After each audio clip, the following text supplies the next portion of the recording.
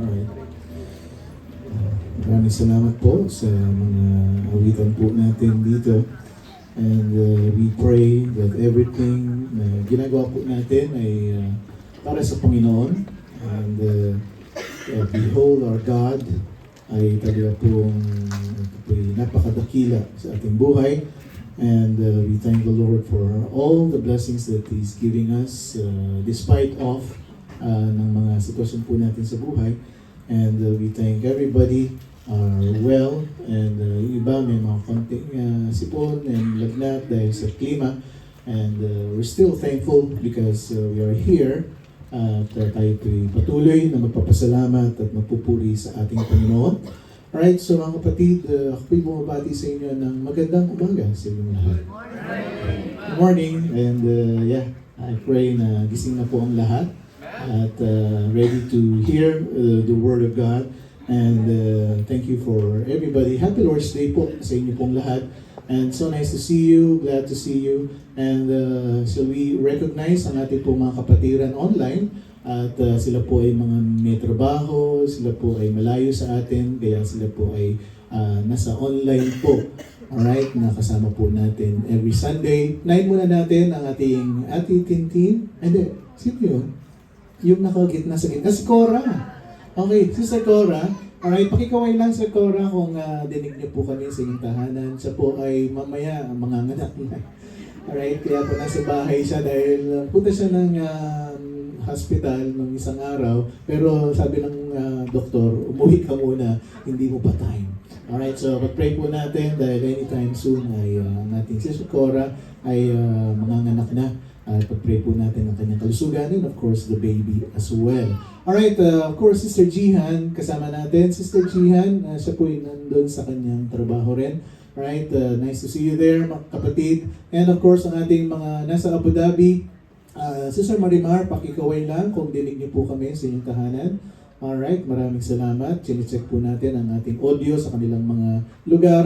At dako tayo sa, sino kaya unahin natin? Sa Kazakhstan muna. Kazakhstan, pasok. Brother Froilan and Sister Day, pakikaway lang po kung dinig niyo po kami sa napakalamig na lugar dyan na nagyayelo. Alright, and we pray for niyo pong safety at sila po ay magbabakasyon ng 3 taon din sa Kazakhstan. Alright, mga 6 days lang po at sila po ay babalik. Next week kasama na po natin sila ulit. Alright, dako tayo sa ating bansang sinilangan. Ang ating, of course, mahal na Pilipinas. Unahin na natin muna yung ating, sino bang mas bata dito? Okay. Sister Shirley muna. Sister Shirley, pakikaway lang po. At nice to see you po sa Pilipinas. And hopefully, makabisita uli kayo sa amin dito sa UAE. And of course, kung pwedeng sabay kayo ni Nanay Erfe. Nanay Erfe, pakikaway lang po. At so nice to see you both. At kayo po lagi namin kasama every Sunday. At biglang lumitaw ang ating pong Sister Evelyn. Sister Evelyn, pakikaway lang po kung dinig niyo po kami sa inyo pong tahanan po dyan sa Abu Dhabi din. Sister Evelyn, pakikaway. Alright. Baka nasa trabaho rin siya. Okay. Sino yung JB? JB. Sino daw? Si Ate Juliet. Ate Juliet, nasa trabaho rin po kasi ayun. Alright. So, mga nasa pumapasok pagka Sunday. Alright. So, we pray for everybody. Again, mga kapatid, naway kayo po makasama namin hanggang mamaya sa aming pong mensahe, sa ating pong mensahe dito. Tayo pong mga nandito ay patuloy tayo magpuri at magpasalamat sa Panginoon. Tayo pong lahat ay tatayo. So we'll stand at peace and open our Bibles in the book of Matthew chapter 7 verse 23. Matthew 7:23 at basahin po natin ang salita ng ating Panginoon. At kung kayo po ay kita nyo na, nasa screen din po natin ang verse. Samahan niyo ako sa pagbabasa ng ating verse ngayong umaga. Kayo po ba? Kita niyo na at nandiyan na kayo. Alright, sa Matthew 7:23 tayo pong lahat. Ready? Read. And then will I profess unto them, I never knew you. Depart from me, ye that work iniquity. Tayo pong lahat, sumukot manalangin. We thank you, Father, for the grace that you've given us today. And I pray na lahat po ng aming gagawin ay nagbibigay po ng kalwalhatian sa inyong pangalan. We thank you for the blessing that we have your word with us. At ito po'y mapag-aaralan po namin. Let the Holy Spirit open our hearts and minds and give us the challenge. Maraming salamat. Ito po'y dalangin namin sa pangalan ni Jesus. And all the people will say, Amen. You may be seated. Thank you very much. Of course, we would like to recognize ang narito family. Brother Joel just came from Egypt. Egypt. Kararating lang niya kahapon. And of course, Eljo there, ano nga pangalan niya? Quincy po. Quincy. And si Sir Quincy, Ezra, si Mateo at si Eljo. Jeyo. Galing sila ng saan ba kayo galing? Kazakhstan din kayo ba? Alright, okay, sila yung super lamig doon. And of course, si Ma'am Tess. Alright, and of course, ang mga bisita po natin, regular, thank you so much that you are here. Alright, shall we start with, Emma. Emma is our, sa GEMS Wellington Academy rin po, kasama namin sa trabaho. Okay, God bless you today. Let me speak to you the dreadful end of deception. Yan, sa poster pa lang, talaga nakakatakot na.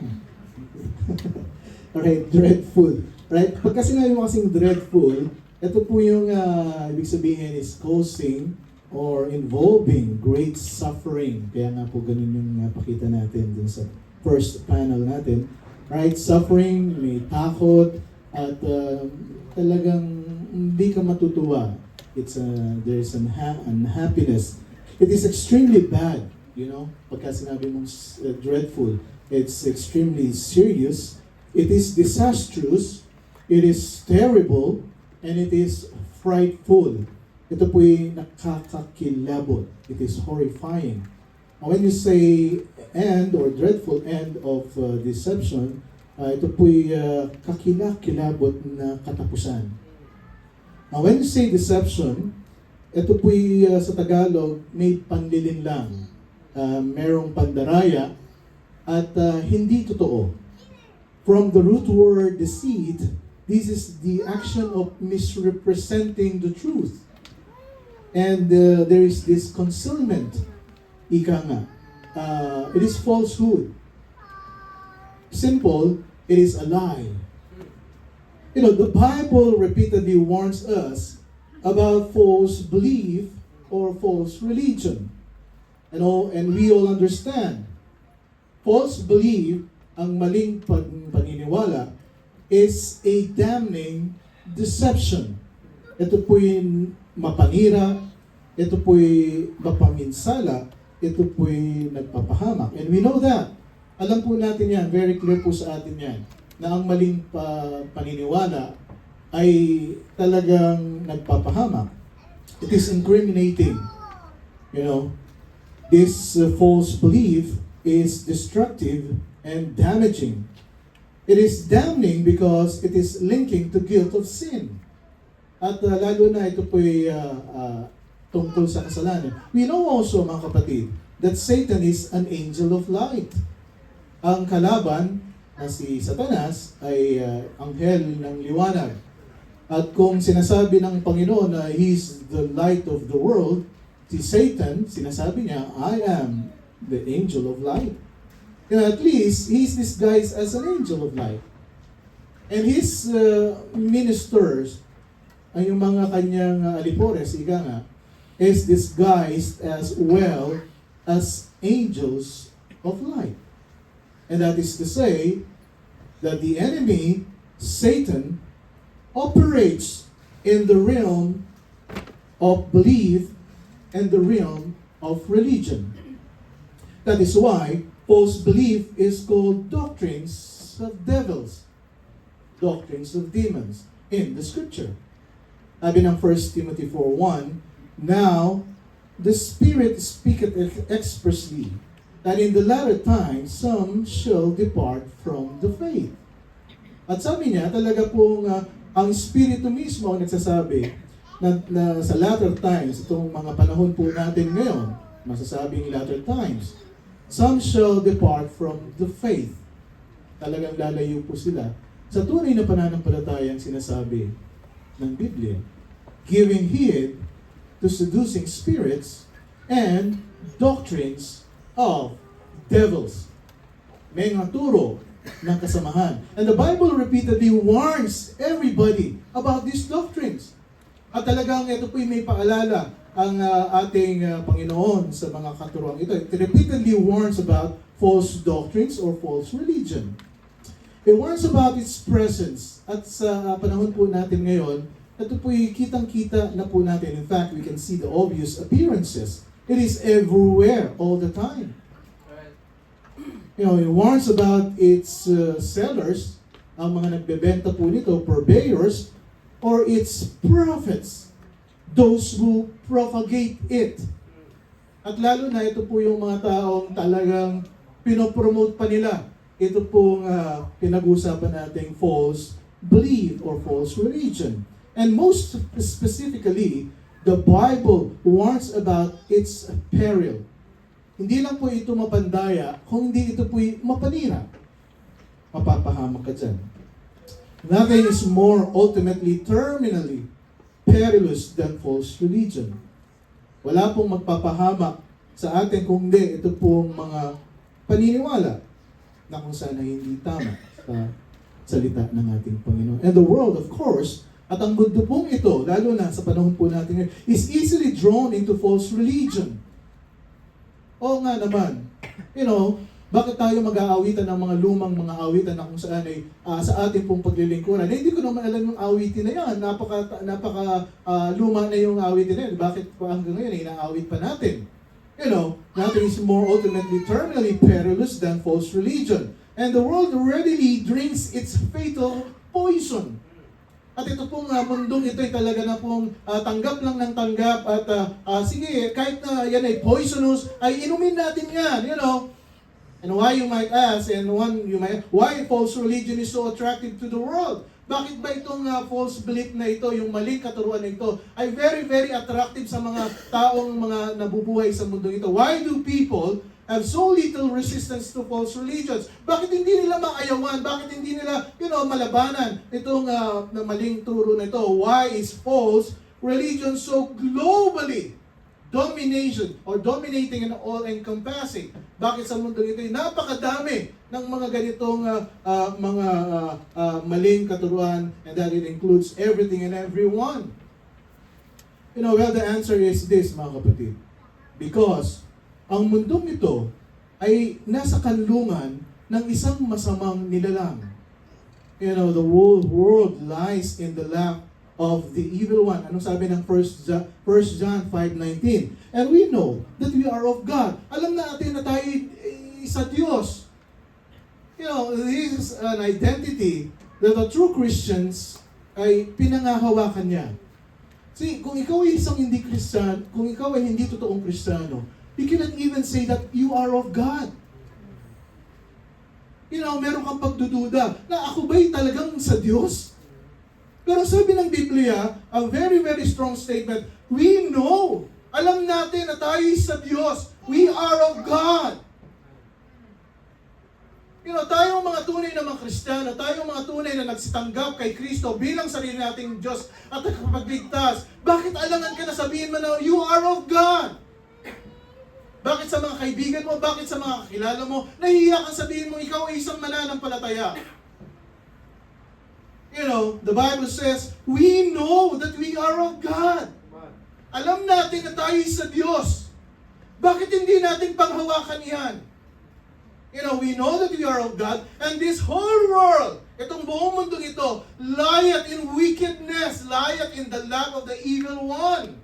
Nasa kanlungan ng isang masamang nilalang, in wickedness. The whole world belongs to the kingdom of darkness. Ang mundong ito ay talagang nasa kaharian ng kadiliman. Jesus said this in John 8:43. Anong sabi ng Panginoon? Ito kausap niya yung mga Hudyo na kung saan ay talagang kumakalaban sa Kanya. Anong sabi niya? Why do you not understand my speech? Anong sabi ng Panginoong Jesucristo? Bakit hindi niyo naintindihan yung sinasabi ko sa inyo? Because you cannot hear my word. Kasi hindi ka sa Diyos. Kaya hindi mo naintindihan yung sinasabi ko dito. You are not of God, even because you cannot hear my word. Ano sabi niya? Ye are of your father, the devil. You know, it is the Lord Jesus Christ who is speaking here. Na kung saan sabi niya, ay kayo talagang nasa kalaban na masasabi nating demonyo. And the lust of your father, you will do. At ang kanyang naisin, ang kanyang nasa laman, ay ang iyong gagawin. He was a murderer from the beginning. Hindi niyo ba naiintindihan? Noon pa man siya a murderer and abode not in the truth. Hindi siya nasa katotohanan. You know, because there is no truth in him. Dahil walang katotohanan sa kanya. When he speaketh a lie, he speaketh of his own. At pagka yan ay nagsasalita yan sa kanyang sarili lamang. And the father of it. At siya yung ama ng kasinungalingan. And because I tell you the truth, sabi ng Panginoong Jesucristo, you believe me not. At dahil sinasabi ko sa inyo yung katotohanan that you are of God, bakit hindi nyo mapaniwalaan? You know, John 8:47, he that is of God heareth God's word. At yung pagkakaiba ng mga tunay na Kristiyano at hindi Kristiyano, pagka tunay kang Kristiyano, talagang naririnig mo yung salita ng ating Panginoon, mga kapatid. You fully understand what we are preaching here. You know, he that is of God heareth God's word. Ye therefore hear them not, because ye are not of God. Alam nyo, minsan nililin lang natin yung ating mga sarili. Oh, okay, I go to Bible Baptist Church Dubai, Emirates. Pero you know, kasi wala akong magawa sa abroad. Kaya andito ako umattend ako. Alam mo, kasi ang aking kaibigan, ang aking mga kamag-anakan ay pupunta ng church. Ako naman ay nasa pamilyang ito. Ako ay pupunta ng church. At yung iba, maraming mga kadahilanan. Pero the truth is, you know, he hear not the word of God. Hindi naman ang salita ng Panginoon ang pinapakinggan mo eh. You know, ang mga salita ng mga tao, yung pinapakinggan mo. Ano sabi niya? Therefore, ye hear them not. Hindi mo naririnig ang salita ng Panginoon because you are not of God. The reason that the world is so susceptible to false belief or false religion is because by nature, sinners cannot hear the word of God. Maraming mga Kristiyano, minsan niloloko yung mga sarili. You know, these sinners who cannot hear the word of God, they are resistant to the truth. At pagkakatotohanan na yung pinag-uusapan, you know, daan ko lang pinaniwalaan, pero ako yung naloloko lamang. You know, they are not resistant to lies. At minsan, mas pinapanigan nila yung kasinungalingan kaysa sa katotohanan. You know, they follow their father, the devil, you know, who is a liar, and the father of lies. Truly, for all who are in His kingdom, they have no resistance to the lies. At yung hindi sa Diyos, you know, talagang naman ikaw yung paniniwalaan mo kung ano yung mga nakikita mo at naririnig mo at napapanood mo. And so the whole world believes religious lies. At ang mundong ito, talagang binibili nila yung kasinungalingan, especially pagka pinag-uusapan ay pananampalataya. And is not able to reject the lies. At hindi marireject yung kasinungalingan because it cannot reject the liar. That reality stands behind the text that we want to look at today, mga kapatid. Our concern here is not how easily people are led into the dreadful religion. You know, ang concern po natin dito, mga kapatid, is how hard it is for people to embrace true religion. Bakit ba maraming tao na kung saan hindi nila mayakap-yakap yung tunay na pananampalataya na pinag-aaralan po natin mula sa salita ng Panginoon? And again, it's easy for the unsaved people to fall into dreadful religion, and that's natural to them. It is hard for unsaved people to embrace God's true religion because it's not natural to them. It is to say, in another way, it's easy for people to follow the lies of Satan to hell. It is very hard for people to follow the truth of God to heaven. Nahihirapan. You know, kasi nga, hindi mo masabi na, you are of God. In this Sermon on the Mount, kung babasahin mo yung Matthew 5, chapter 5, chapter 6, and chapter 7, this is where the Sermon on the Mount happened. Our Lord is contrasting here, in Matthew 5, 6, and 7, true religion with false religion.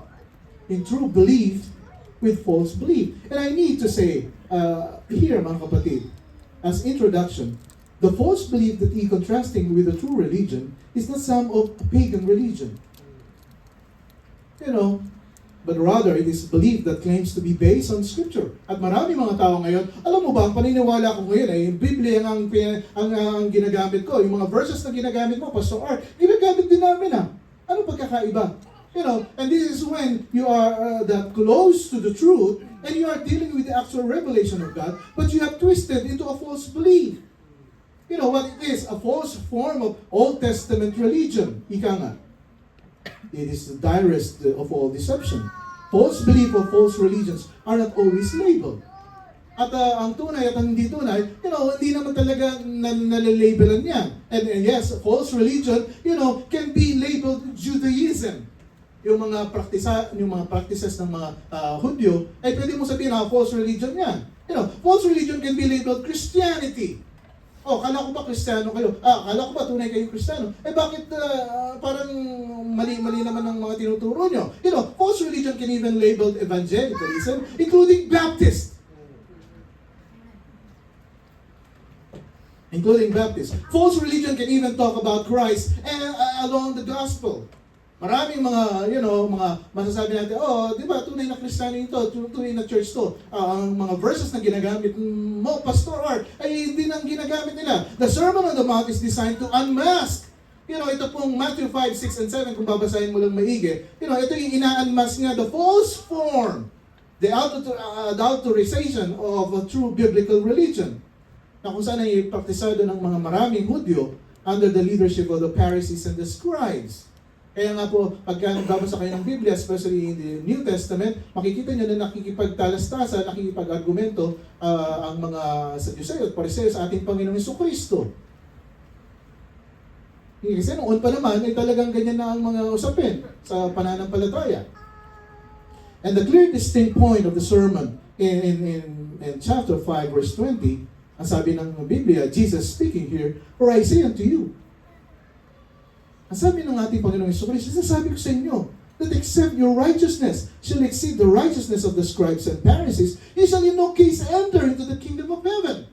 Ano sabi ng ating Panginoong Jesucristo? Alam niyo ba, mga Sadduceo, mga Pariseo, mga skribo, mga matatalinong tao, ang sabi niya, kayong mga Hudyo, ang sabi niya, kung ang inyong pong perfection, kung ang inyong pong kabanalan, ay hindi magiging tapat, hindi yan ay tataas pa sa perfection ng mga Pharisees at Sadduceo, hindi kayo makakapasok sa langit. You know, there are a lot of people like that, na kung saan ay talagang sinasagad nila yung kanilang mga practices na kung saan ay kailangan ako'y maging matuwid at everything na kung saan ay, you know, the holier than thou, na kung saan ay mas banal ako sa iyo and everything. Ito yung mga pamamaraan ng tao.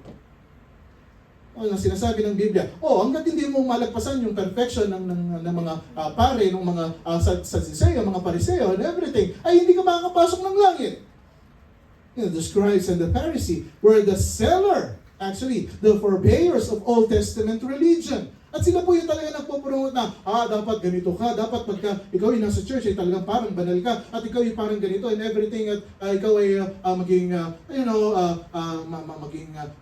makikita mo sa tao na ikaw ay isang matuwid and everything, you know, wala naman pong masama na ipakita mo na ikaw ay matuwid. Pero yung talaga namang, ito na yung ginagamit mo para ikaw ay masabi na, pagka nawala ako sa mundong ito, ito yung gagamitin ko sa harapan ng Panginoon na ako ay pupunta ng langit. At least by the definition, they had turned into a religion of works righteous. You know, where you earn your way into the kingdom of heaven. At ang ginagawa pa nila, ito po mga pagiging matuwid nila, ginagamit po nila ito. You know, pagka nawala ako sa mundong ito, pupunta ako ng langit. Ito yung sinesell nila, ito yung sinasabi nila sa mga tao na kung saan, dapat maging matuwid ka para pagka nawala ko sa mundong ito, pupunta ka ng langit. Dapat ikaw ay laging nasa church every Sunday, kailangan ikaw yung pagbigay, kailangan hindi ka na memorization ng kapwa mo, dapat hindi kayo mabuting tao, na sa ganun, pagka nawala ko sa mundong ito, pupunta ka ng langit. The scribes and the Pharisees were the most serious legalists on the planet, actually. Kung pagiging legalista lang pag-uusapan, ay talagang step 1, step 2, talagang sinusunod nila yan. Step 1, step 2, the 10 Commandments and everything. They base everything they did on the Old Testament, the Tanakh. The divine revelation from God. Nakabase lahat yan sa kanilang Old Testament na Hebrew Bible. As the righteous as they were, sadly, they did not have the kind of righteousness which would allow them to enter the kingdom of heaven. At ang nakakalungkot pa, kahit na pinakita na nila lahat ng katuwiran, pero ang sabi ng Biblia, hindi naman yan ang katuwiran na masasabi natin, kailangan para ikaw pumasok ng langit. And so our Lord says, unless your righteousness exceeds that of the scribes and Pharisees, you will not enter into the kingdom of heaven. Hanggat hindi mo nalalagpasan yung katuwiran ng mga skripong ito, ng mga pariseyong ito, na kung saan ay mga talaga namang memorize nila ang Old Testament, ang law of Moses and everything, hanggat hindi mo nalalagpasan yun, hindi ka makakapasok ng langit. Tayo nga, hindi nga tayo, yung Genesis nga, hindi pa nga natin nababasa ng buo. Di ba? Paano pa tayo magiging ka-level ng mga pariseyong at mga skribo? Genesis 1:1 pa nga lang, in the beginning God created the world. Sawang-sawa ka na. Kasi naman, every time nabuksan mo ang Biblia, yun lang ang binabasa mo, Genesis 1:1.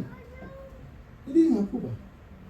Pero sila, yung mga skribo at mga pariseyo, ay talaga naman pong memorize po nila yan. The Law of Moses, yung 5 unang aklat ng Biblia, at saka yung mga writings, at yung mga prophets, major and minor prophets. At ang sabi ng ating Panginoong Jesucristo, hanggat hindi mo nalalagpasan yan, ang kanilang kagalingan, yung mga natutunan nila sa kanilang Old Testament Bible, ay hindi ka makakapasok ng langit. Ang tanong nga natin ngayon, just how righteous do you have to be? Ang sabi ng Matthew 5:48. Sabi ng Panginoong Jesucristo, be therefore perfect, even as your Father which is in heaven is perfect. Sabi niya, maging perfecto kayo. Hanggang sa ganun, natulad ng inyong ama na siya'y perfecto. You want to enter the kingdom of heaven, sabi ng Panginoong Jesucristo, by works, then be perfect. How perfect? As perfect as God is. Dinagdagan pa niya. Hindi lang yung mas mataas ka sa mga escriba at mga pariseo, kundi sabi niya, perfecto ka. Kasi ang Panginoon, perfecto. To earn your way to heaven, you would have to be as perfect as God.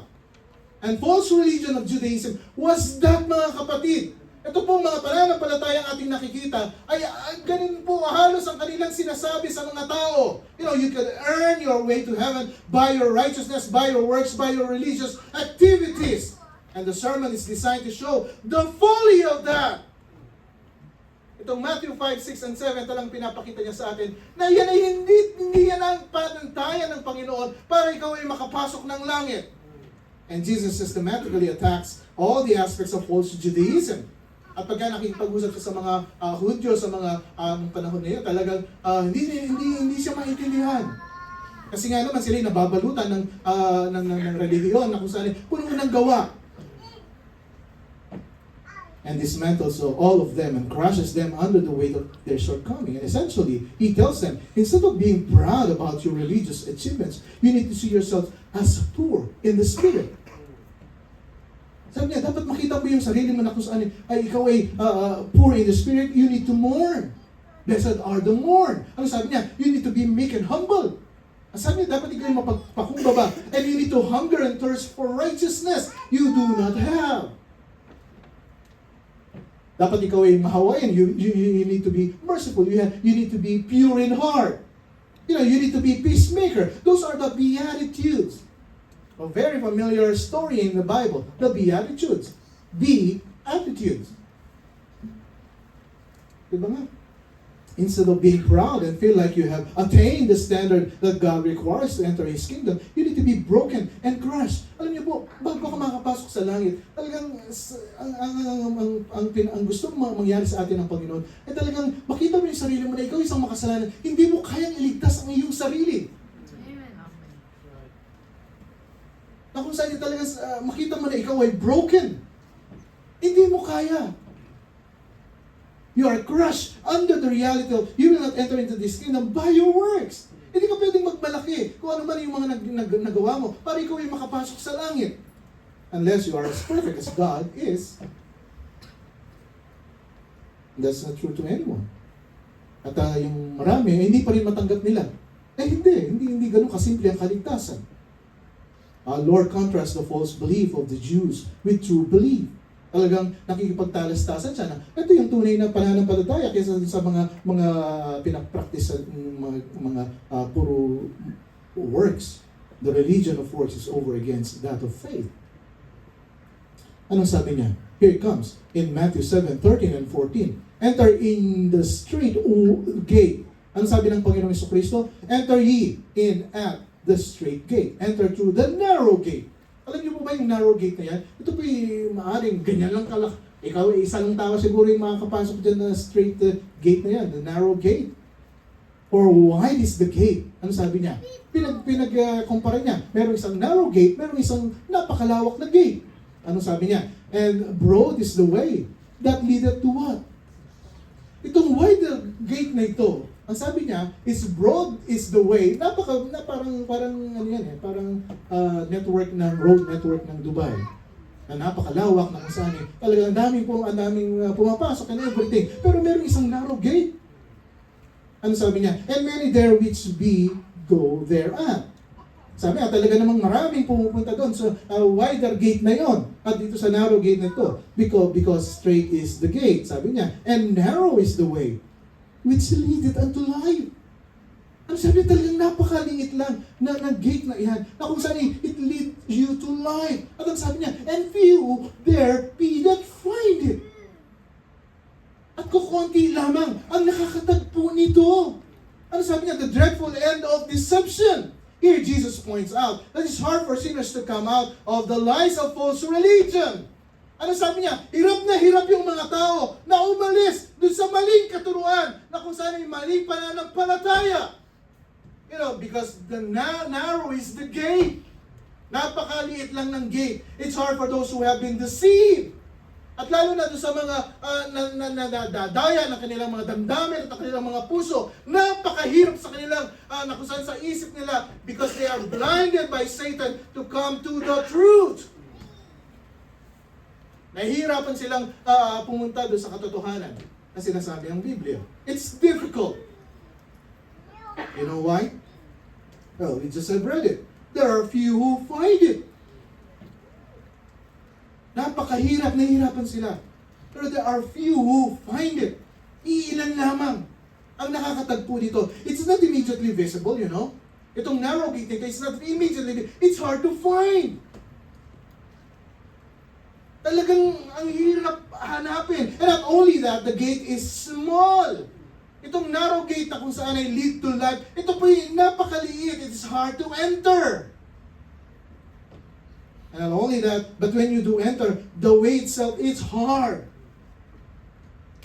At pagka yan ay natagpuan naman, sabi ko nga po sa inyo, makapasok man dyan, ang buhay talagang masasabi natin, you know,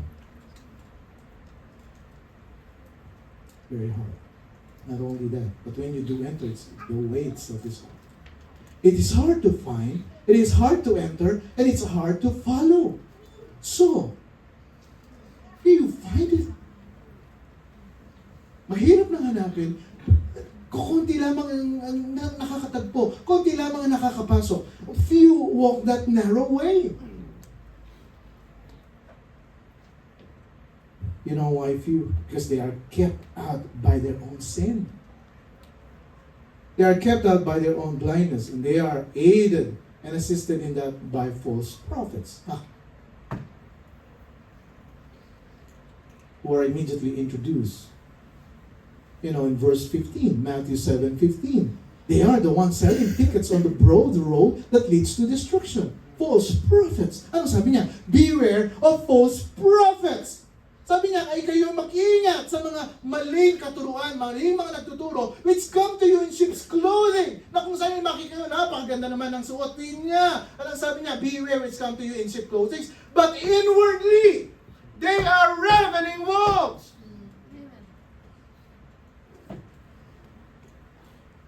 Yung mga nagtuturo, false prophets, na talagang papakita nila na sila ay napakagandang magsuot ng kanilang mga pananamit. You know, pero sa puso nila, they are ravening wolves. Ano yung ravening wolves? They are ferocious. You know, extremely hungry, hunting for prey. Gutom na gutom sila. kung sinong maloloko nila. False prophets who come to you in sheep's clothing, and they come to you dressed in wool like a prophet. They proclaim themselves as true prophets. Kami ang katotohanan. Kami yata yung mga nagturo ng salita ng Panginoon, everything. But inwardly, they are ravening wolves. Matthew 7:16. Ye shall know them by their fruits. Nakikita mo nila kung anong bunga nila. Look closely at them. You'll know them by their fruits. He says, wherefore by their fruits you shall know them. And you'll look at their lives. False prophets should be easily unmasked. Look at the corruption of their life. Kung ang Biblia po, tinuturuan po tayo na maging maingat sa ating pananampalataya. Ang Biblia rin po ay nagsasabi na we expose them for the protection of the flock.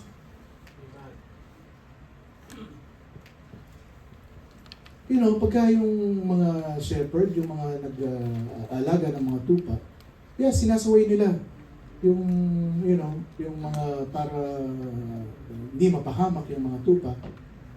Pero sinasabihan din yung mga tupa, huwag kang lalapit dyan, ako, mapapahamak ka.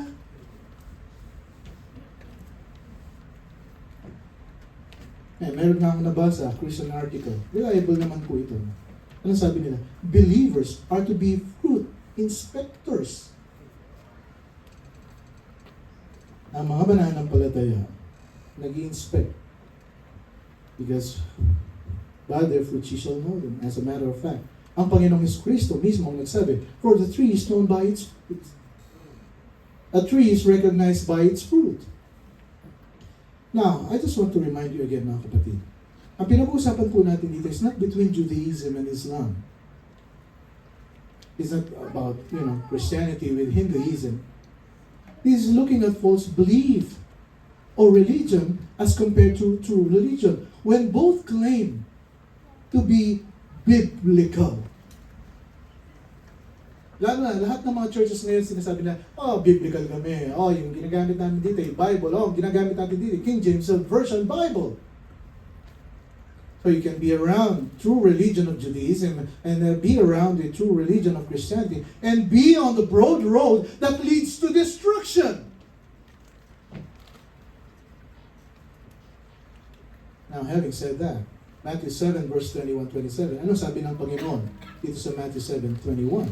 Not everyone that saith unto me, Lord, Lord, shall enter into the kingdom of heaven. I will repeat. A very, very clear statement from the Lord. Hindi lahat na nagsasabi sa aking Panginoon, Panginoon, ay makakapasok sa kaharian ng langit. But he that doeth the will of my Father which is in heaven. Ang sabi niya, marami mga tao naman nagsasalita ng Panginoon, Panginoon. Napakadaling sabihin na Diyos, ang Diyos ko ay Diyos mo. Lahat naman ng mga tao, lalo na yung mga sinasabi nilang, religyoso and everything.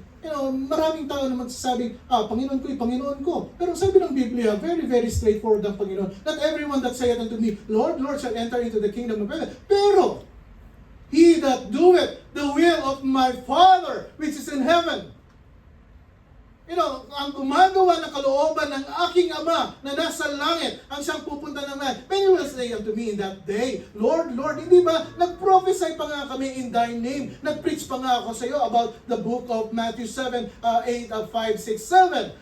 Ako yung talagang King James Version ang ginagamit ko. And in thy name, I've cast out devils. Sa pangalan mo, Panginoon, ako'y talagang nagkakast out ng devil. And in thy name, done many wonderful works.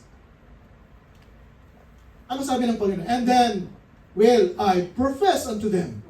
Ito yung talagang nakakatakot na pananalita ng ating Panginoon in verse 23. And then, will I profess unto them, I never knew you.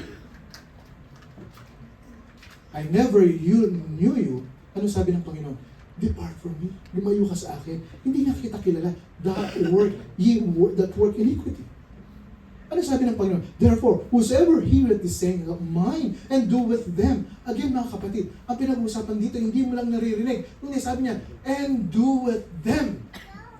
I will liken unto him a wise man which builds his house upon a rock, and the rain descended, and the floods came, and the winds blew, and beat upon the house, and it fell not, for it was founded upon a rock. ang iyong pananampalataya ay talagang ang pundasyon mo ay ang katotohanan ng salita ng Panginoon. Anong sabi niya? And everyone that heareth these sayings of mine and doeth them not. At ang hindi naman nakapakinig ng salita ng Panginoon at hindi niya ginagawa, anong sabi ng Biblia? Shall be likened unto a foolish man which built his house upon a sand, and the rain descended, and the floods came, and the winds blew, and beat upon that house, and it fell, and great was the fall of it. The dreadful end of deception. Two unacceptable possibilities. Meron kasing mga tao na kung saan puro salita, mere verbal profession, just words. There are people who are mere intellectual knowledge. Kasi yan yung napanood ko sa aking AI, yun yung napanood ko sa aking, sa aking social media and everything. Ito yung nalalaman ko. Iba nga, meron mga pinorward sa aking mga video. Isang babae na nag-post ng ano yung pinost na verse? About, actually about mga LGBT and everything too. Diba? Nag-post siya sa social media niya, pinatawag sa Senado, and then sabi nila, ba't mo pinost to? Ito yung crime against humanity. Sabi ko, verse, diba? Verse tapos naging crimes against humanity. Kasi diba, sabi nung defendant na kusan nagbibigay ng kanyang paliwanag. Sabi niya, very clear naman ang sinulat ni Pablo. Na kung saan yung mga ganito ay hindi acceptable sa kaharian ng Panginoon. Nakakatakot na yun. Mag-post ka ng verse, Bible verse sa social media mo, kakasuhan ka ng crimes against humanity. Nasa UAE ka, padadampot ka ng ICC. Mere verbal profession and mere intellectual knowledge. Talagang pinapakita ng Panginoon po sa atin, this is not necessarily can save. In fact, in this case, he points out, empty words and empty hearts do not save.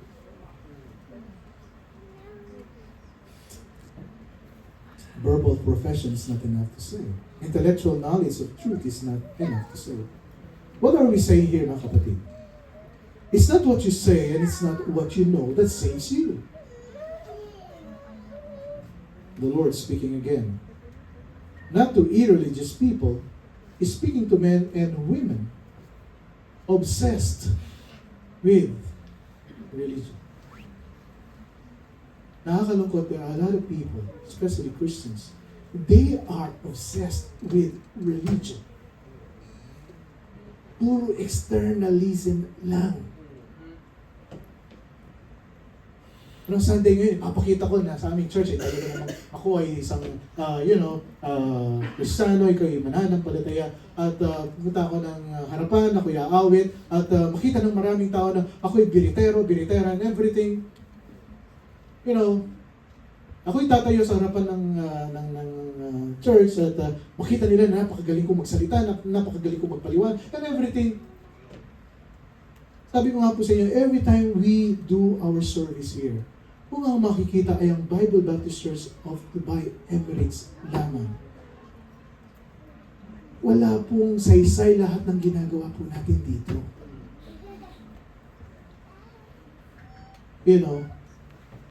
Nasatisfy nga tayo. Pero hindi naman natin nabigyan ng kaluluyan ng ating Panginoon. Everything is a waste.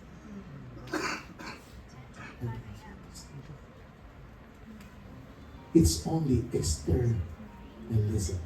Puro pakitang tao lamang. Matthew 15:8, the Bible says, "These people draw it nigh unto me with their mouth, and honoreth me with their lips, pero yung puso nila malayo sa akin." Natapos ang service, ang mga naitaas, yung pastor, ang naitaas, yung umawit sa harapan, yung naitaas, yung mga kasuotan ng mga bawat isa, Pero sabi ng Panginoon, these people, they gather together. They draw nigh unto me with their mouth. Alam mo, Panginoon, Panginoon, Panginoon, Panginoon, and honor at me with their lips. Alam mo ba, ganito, ganito. But their heart is far from me. Ano sabi niya? But in vain, they do worship me. Matthew 15 verse 8 and verse 9. Ano sabi niya? Sa walang kapaparakan, they do worship me. Ano sabi niya? Teaching the doctrines of men. Sabi niya, teaching for doctrines, the commandments of men. Ang itinuturo nila ay ang mga commandments ng tao at hindi commandments ng Panginoon. In the case of the scribes and the Pharisees, though, there will be others who were obsessed with all this religion. They were ultimately of the obsessed. They are religious, but they are on the way to judgment. They believe the Old Testament is the Word of God, but they are headed for damnation. Ano sabi ng 2 Timothy 3:5? Having a form of godliness. Pagka nakita mo naman talaga, ay parang, makadiyos and everything. But again, denying the power thereof. Pero yung kapangyarihan ng Panginoon sa buhay nila, ito'y talagang dinideny nila. Ang gusto nila, sila ang makilala sa church, sila ang, may taas sa church. Pero ang sabi niya, pero ang kapangyarihan ng Panginoon sa buhay nila, hindi makikita. Ano sabi ng Biblia? From such, turn away. Sabi niya, lumayo kayo. See, this is not my word. It is the word of God.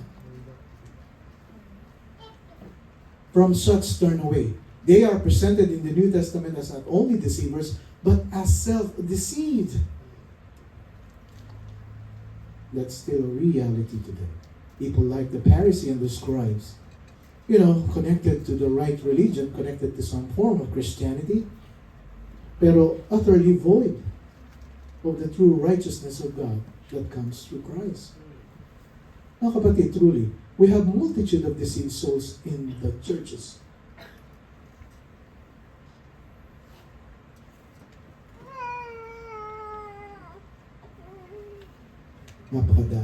Napakadaming niloloko lang nila ang kanilang mga kaluluwa.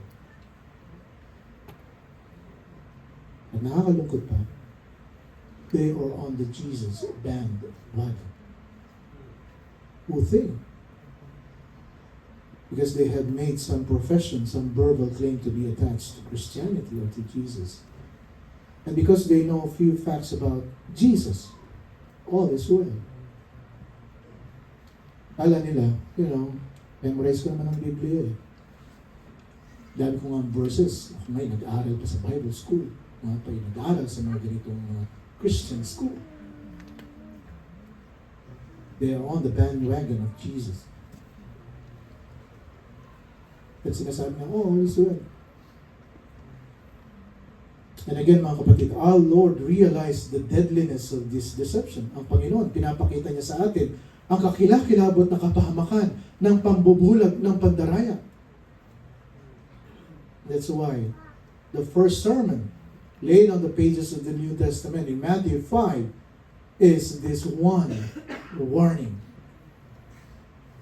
How close you can be to the truth and be still headed for eternal destruction on the broad road. Nasabi ko nga po sa inyo, ang pagkakaiba ng maling pananampalataya sa tamang pananampalataya is only a hairline. Ito isang buhok lamang. Ganon. Kadaya ang isang pananampalataya. At the end of the day, you're going to that road of destruction. Akala mo ligtas ka.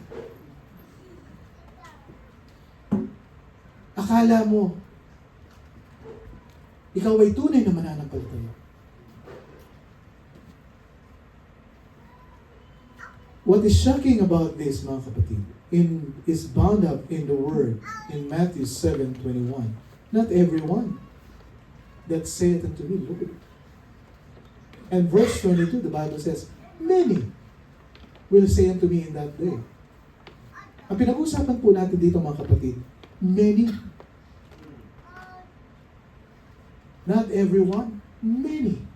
Many will show up at the final judgment in a state of utter self-deception. Napakadami. Ang sabi niya, at the end of the day, makikita nila ang mga sarili na, niloloko lang natin yung ating mga sarili. Alam mo, sinasabi natin, Kristiyano tayo. Alam mo, tayo nagpupunta ng church. Pero the truth is, we are just self-deceived. They are the same, many back in verse 13, enter ye in the straight gate, for wide is the gate and broad is the way that leadeth to destruction. And many, there be which go thereat. Marami. Many go into the way of destruction, many walk the way of destruction, and many show up at the end of the way of destruction. Nakakalungkot. Dahil marami pala. Ano sabi ng 22? Many will say unto me in that day, marami. At ang sabi ng Panginoon, I never knew you. Is the most terrifying of all possibilities. That you are that close. Akala mo, ikaw ay ligtas. Pero you are lost. Many, you on the other hand, find the narrow way. You know, could we conclude that most people who have some attachment to Christianity are deceived? Pwede tayo magsabi na kung saan sinasabi mong Kristiyano ka sa harapan ko, pero the truth, inwardly, you know, hindi mo alam na ikaw ay magkano wala ka sa mundo nito. Hindi mo alam kung saan ka pupunta. Kung kayo pupunta ng langit o saan ka pupunta. Since many will claim Christ but be unknown to God. And few will actually find the narrow way. You know, tulad nung sa Matthew 25, the virgins waiting for the bridegroom to come. Yung mga virgin na kung saan sabi ng Panginoon, i-prepare nyo yung mga oil, yung mga lamps nyo, lagyan nyo ng mga oil. Ano sabi ng mga virgins na ito? Hindi pa naman darating ang Panginoon ngayon. Hayaan mo muna yung pananampalataya, hayaan mo muna yung mga preaching na yan, hayaan mo muna, and when He came, and when Jesus came, they were not prepared. They didn't have the oil in their lamps. They thought they were safe. They were part of the wedding party. They were selected to be there. But judgment day came, and it was a terrifying surprise to them. Dreadful. They fall into the category of the many. True Christians are the few. I will repeat. Ang mga tunay na Kristiyano, ito yung mga few na sinasabi ng Biblia. Few, kukunti lang. Kunti lang. Bakit ba ang church nyo kukunti lang kayo? Bakit ang church nyo hindi katulad ng mga malalaking churches na kung saan talaga namang kanilang mga services ay talagang matutuwa ka at madadala ka ng mga damdamin mo at paglabas mo talaga ng mga refresh ka na talaga, But again, the question is, nag-service tayo dito, sino mo na itaas? Nasa ministry ka dito, sabi ko nga po sa inyo, when you are in this ministry, sa pastor here, kung ipapaliwanag ko yung mga churches po sa inyo, there are pastors na kung saan talagang napaka-restricto, na pagka hindi ka member nila, hindi ka makakapaglingkod sa kanilang mga churches. Hindi naman, kasi si Pastor Art mabait and pinapatayo niya kahit na hindi member and everything. Mga kapatid, sabi ko nga po sa inyo, even sinasabi ko sa inyo na hindi si Pastor ang itataas niyo dito or sino pa man, but I didn't say to you na mag-disrespect ka ng mga tao dito. You are in this ministry, you are in the ministry here. You respect because you are doing it for the Lord. It is for the Lord. It's not for me, mga kapatid. Tatayo ka dito, aawit ka dito, hindi para kay pastor.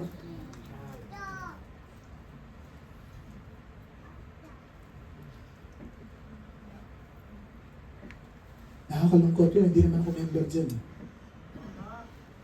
May minister dyan, half-hearted, 50%, 60%, 70%. Nakakalungkot. Diba kung ang tinuturo ko po sa inyo dito, lahat ng ginagawa niyo dito, ang mabigyan ng kapurihan ay si Pastor Art. Sabi ko nga sa inyo, nagkakamali kayo. Kasi ako nga mismo nagsasabi sa inyo, hindi po tama yan. Kasi kahit ako dito, mawala ako, bilang pastor nyo, wala akong problema.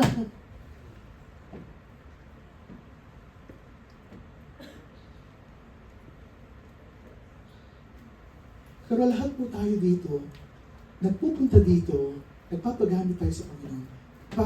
Kasi gusto nating lulatiin ang Panginoon sa buhay po natin. It is not me. Pagka hindi ka prepared dito, sabi ko nga po sa inyo, hindi ka prepared para lulatiin mo ang Panginoon. Kasi wala ka sa mood eh.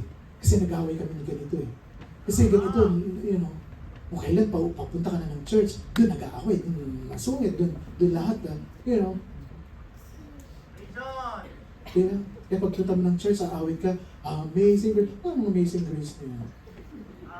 Diba? Ang isip mo, yung katabi mo. Diba? Bakit sama ko pa ito?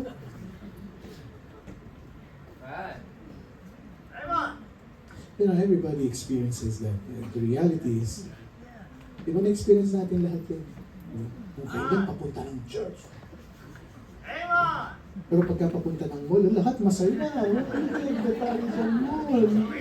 Pero pagka sa church, di ba? Haligo ka na! Ganito. Hindi. Tagal naman. Nasaan na yan?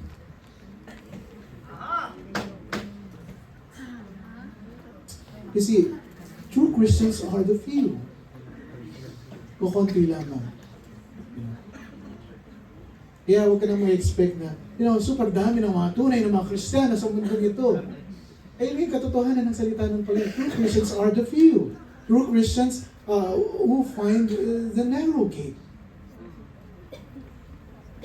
Kaya ano sabi ng Biblia? 2 Corinthians 13:5. Examine yourselves whether ye be in the faith. Ano sabi niya? Saliksikin mo yung sarili mo kung ikaw nga nasa pananampalataya. You have to prove your own selves. Know ye not your own selves that Jesus Christ is in you. Ano sabi niya? Ang nasa puso mo ay ang Panginoong Jesucristo. Hindi si Pastor Art! Amen. Ang nasa puso mo ay ang Panginoong Jesucristo. Except ye be reprobates. Except na dinadaya mo lang ang sarili mo. For I say, Romans 12:3, through the grace given unto me to every man that is among you, not to think of himself more highly than he ought to think, but to think soberly, according as God hath dealt to every man the measure of faith. Ang sukatan po dito, yung pananampalataya, mga kapatid. Matthew 7:21, and everyone that saith unto me, Lord, Lord, shall enter into the kingdom, but he that doeth the will of my Father, which is in heaven. Ginagawa mo ba ang kalooban ng ating Panginoon? It's a very, very strong statement and a very big question for us all here. Ikaw, bilang isang mananampalataya, alin ba ang ginagawa mo? Ano ba yung ginagawa mo? Dahil gusto lang ni nanay, dahil gusto ni tatay, dahil gusto ng aking pamilya, kasi gusto ng aking kaibigan, o kung sino pa man. Pero sabi ng Panginoon, but he that doeth the will of my Father, which is in heaven. Ano ba ang kalooban ng Panginoon? Very clear po sa atin yan. Kung nagbabasa ka ng Biblia, ikaw ay nakakapag-aral ng salita ng Panginoon. Alam mo ang kalooban ng Ama sa langit. You know very well. Minsan natatakot pa tayo sa tao kaysa sa Panginoon.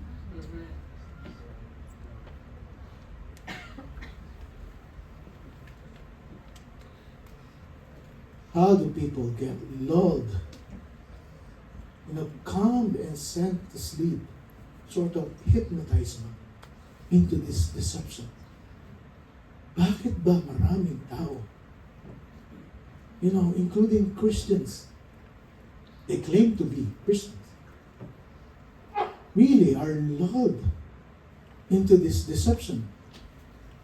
Bakit ba so attracted tayo sa deception? Next Sunday po pag-aaralan ko. Amen po ba? Amen! Makikita po natin ito. Napakaganda po ng natin. How do they deceive? No, they are deceived.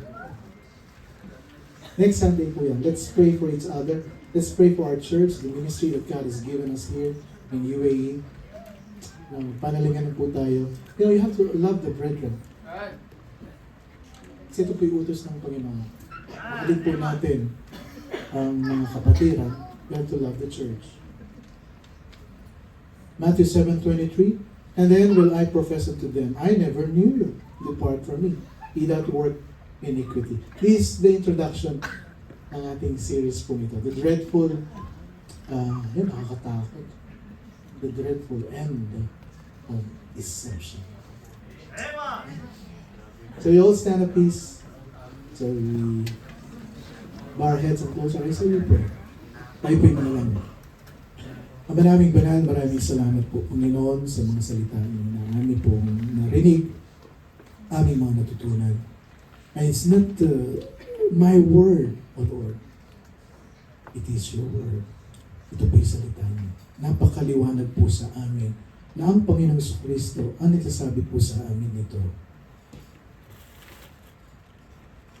Ang paalala po sa amin ngayong umaga nito. It's not the way we say it, it's not the way we show it. But it's the way we do it according to the will of God. Panginoon, buksan niyo po ang aming mga puso at isipan today. We pray na kayo po ang mauna sa pagsuko po ng aming mga puso at damdamin. We are here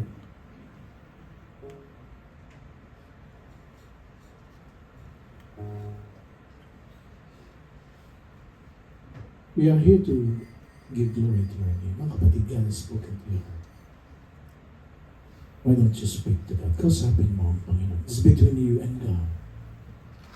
You tell Him, I thought, akala ko, Panginoon. But I thank you sa mga salita niyo. Pag-aralan po namin, very clear sa akin. Ng aking puso, ng aking damdamin, pwede po akong dayahin. But I surrender my thoughts, my ways, under your will. Kapatid, God has spoken to your heart. Kausapin mo ang Panginoon. It's between you and God.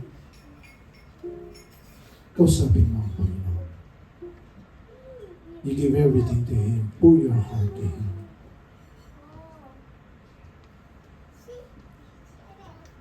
You tell God, Panginoon, I'm going to do this.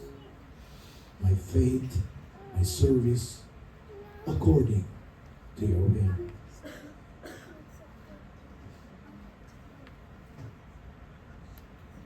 Sa aming mga bisita, meron pong lalapit po sa inyo. Mga kapatid namin sa pananampalataya, sila po, kayo po'y mananalangin, natanggapin niyo si Kristo bilang sarili niyong Diyos na nagpagligtas.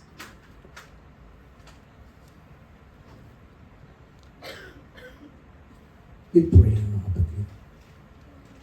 You keep praying. Shall we find a partner? Tayo po'y mananalangin sa bawat isa.